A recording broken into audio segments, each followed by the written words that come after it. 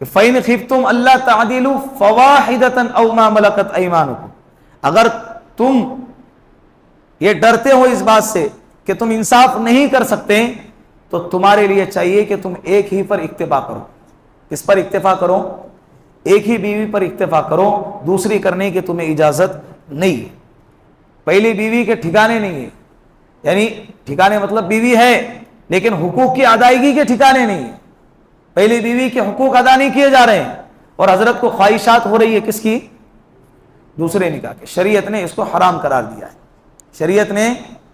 اور دوسرا نکاح جو ہے نا، دوسرا نکاح کرنا، یہ شریعت کی ترغیب ہے، یہ بات یاد رکھے۔ شریعت نے لازماً حکم کسی کو دیا نہیں ہے، یہ کیا دی ہے؟ ترغیب۔ اور شریعت کی ترغیب بھی بڑی حکمت والی ہے۔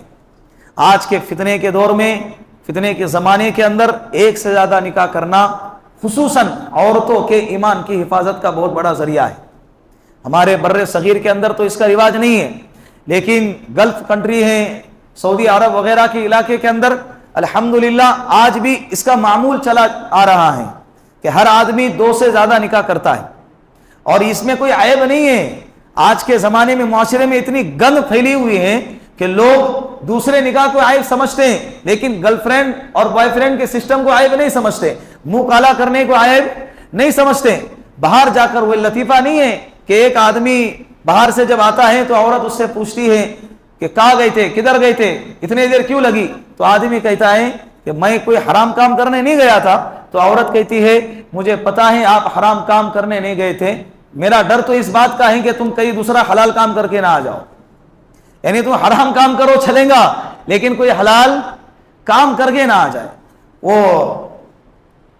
روڈ منتری ہے نا، کیا نام اس کا، گڈکری، اس نے کہا تھا پچھلے مہینے اس کے انٹرویو کے اندر، اس نے کہا تھا کہ آج سے 5 سال کے بعد ہر آدمی کو 2 شادی کرنا ضروری ہوگا۔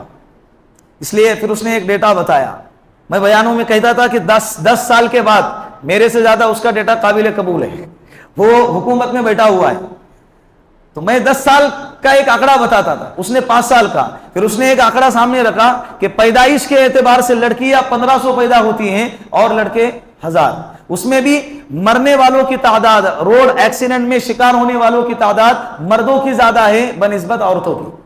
تو اس اعتبار سے اگر 300 اور گھٹا دیے جائے تو یہ 700 مرد بچ گئے اور اس کا دگنا عورتیں بچ گئیں۔ اگر 700 سے نکاح کریں گے تو باقی کہاں چلے گئے؟ بالآخر پھر زنا کے راستے کھولنا پڑے گا اور کھل ہی رہے ہیں۔ قیامت سے پہلے اللہ کے رسول نے فرمایا زنا عام ہو جائے گا۔ جب عظیم جنگ ہو گئی تھی، ورلڈ وار